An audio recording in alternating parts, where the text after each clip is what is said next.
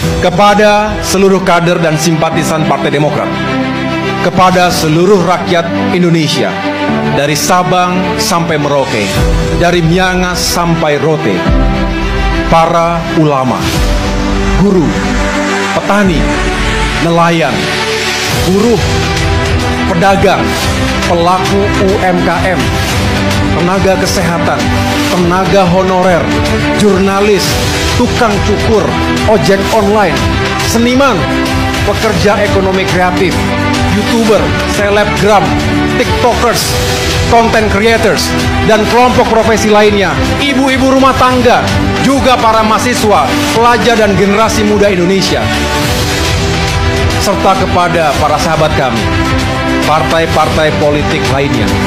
Jika merasakan energi dan semangat perubahan dan perbaikan seperti yang saya rasakan, saya ulangi, jika seluruh rakyat Indonesia merasakan energi dan semangat perubahan dan perbaikan seperti yang saya rasakan ini, mari bangkit dan bersatu. Mari bangkit dan bersatu, memperjuangkan kehidupan rakyat dan masa depan yang lebih baik.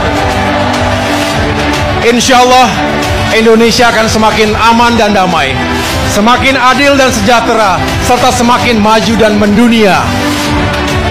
Indonesia untuk semua.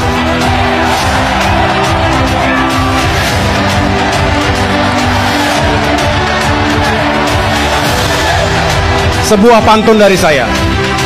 Gelombang datang, kapal terguncang. Tali kemudi digenggam erat. Jangan bimbang dalam berjuang.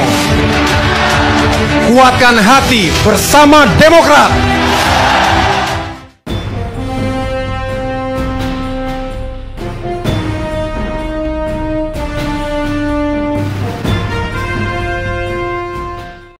Assalamualaikum warahmatullahi wabarakatuh. Teman-teman, jumpa kembali dengan Enjoy Channel yang membahas berita teraktual, terhangat, dan sedang menjadi perbincangan publik. Sahabat Enjoy Channel, kali ini yang akan kita bahas kembali mengenai sosok calon wakil presiden Anies Baswedan. Ini cukup menarik teman untuk menjadi perbincangan publik, karena sampai hari ini 3 kandidat calon presiden juga belum menentukan siapakah calon wakilnya untuk bareng di 2024. Seperti Pak Anies belum menemukan sosok calon wakilnya, Ganjar belum menemukan, Prabowo juga belum menemukan. Bahkan kalau di internal Prabowo sendiri teman-teman, ada semacam warning dari PKB. Kalau misalkan Pak Prabowo ini berdampingan dengan Erick Thohir, maka ini akan menjadi masalah koalisinya dengan pihak Partai Gerindra. Karena dari awal teman-teman, dari awal ini digadang-gadang Muhaimin menjadi calon wakilnya dari Prabowo Subianto. Nah, kalau sampai terjadi calon wakilnya nanti Pak Prabowo itu Erick Thohir, bisa jadi PKB hengkang dari koalisinya Gerindra dan mungkin akan bergabung dengan PDIP. Itu kalau kita melihat informasi terkini mengenai persoalan calon wakil presiden di Pak Prabowo Subianto. Jadi ada masalah di sana. Nah, yang lebih aman nyaman sebenarnya sampai hari ini tidak ada gejolak itu di PDIP. Bahwa Ganjar Pranowo sampai hari ini belum menentukan, tapi di sana adem-adem, tidak ada soal, tidak ada masalah. Kenapa begitu? Karena PDIP bisa mengusung calon wakilnya sendiri. Nah, teman-teman, ini ada hal yang cukup menarik terkait AHY. AHY ini juga digadang-gadang menjadi calon wakilnya Pak Anies Baswedan. Dan bahkan informasinya Pak SBY itu titip kepada Pak Surya Paloh tentang AHY, titip ke Surya Paloh. Nah teman-teman, untuk lebih jelasnya coba kita baca beritanya. Kita ambil berita dari CNN Nasional. Nasdem mengatakan SBY titip AHY ke Surya Paloh seperti keponakan dan Om. Ketua DPP Partai Nasdem Willy Aditya menyebut Ketua Majelis Tinggi Partai Demokrat Susilo Bambang Yudhoyono atau SBY menitipkan putranya Agus Harimurti Yudhoyono AHY ke Ketua Umum Surya Paloh. Willy pun mengatakan Paloh memiliki hubungan yang dekat dengan AHY. Dia mengibaratkan hubungan keduanya layaknya paman dan keponakan.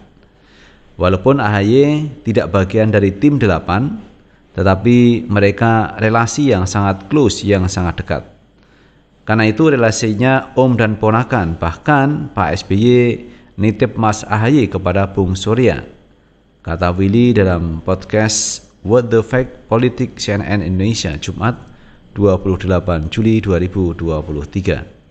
Pernyataan Willy ini pun menjawab kabar yang menyebut Paloh menolak AHY sebagai calon wakil presiden untuk mendampingi Anies Baswedan. Menurut dia, Paloh tak pernah menolak usulan AHY sebagai cawapres dari Anies Baswedan. Willy menyebut Paloh merupakan mentor politik bagi tim 8 koalisi Anies. Ia pun menuturkan AHY kerap ikut berdiskusi tim 8, meskipun sebenarnya bukan bagian dari anggota. Apakah selama ini ada statement Pak Surya yang terucap seperti itu? Itu kan gampang aja diverifikasi, kata dia. Anggota tim 8 itu juga mengatakan ada etika politik yang harus dijaga. Willy mengaku tak akan mencederai atau melukai sesama partai di koalisi perubahan. Namun dia juga mengingatkan agar ketiga partai, baik Nasdem, Demokrat, dan PKS saling membesarkan hati. Menurut dia, koalisi perubahan dibentuk bukan hanya atas dasar figur, melainkan juga gagasan.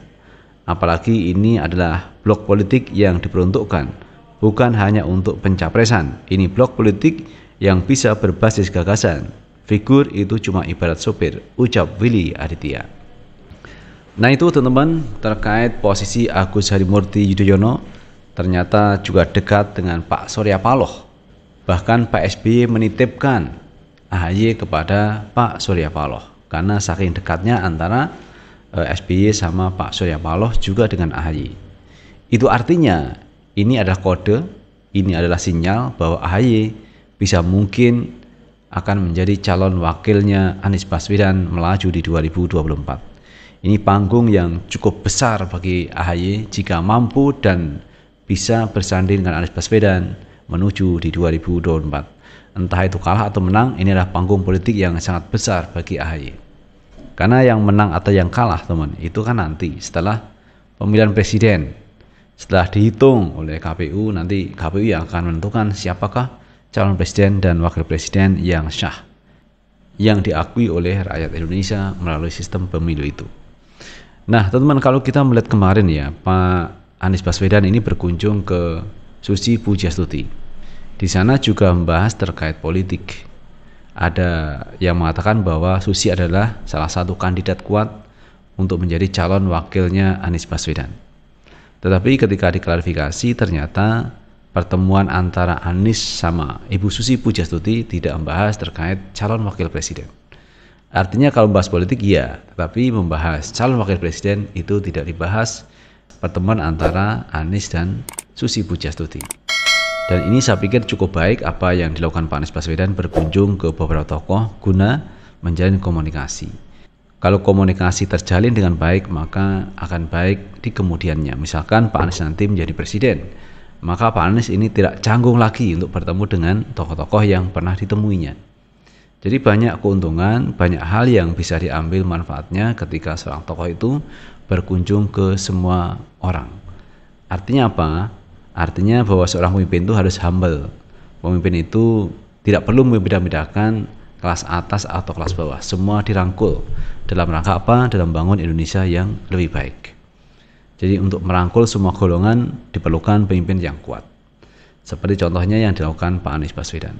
Walaupun teman-teman Pak Anies ini dianggap oposisi, ada yang mengatakan banyak penjegalan-penjegalan yang terjadi ketika Anies melakukan kegiatan.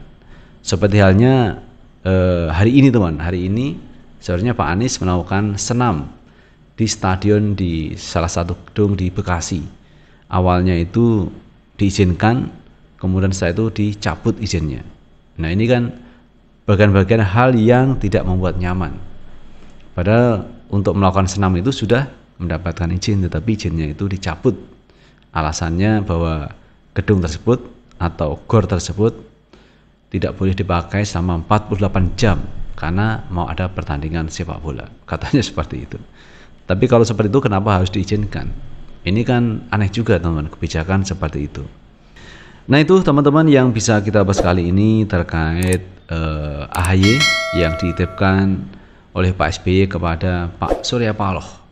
Dan ini merupakan sinyal yang baik bagi AHY yang sangat mungkin dengan bahasa titip itu supaya AHY menjadi calonnya Anies Baswedan.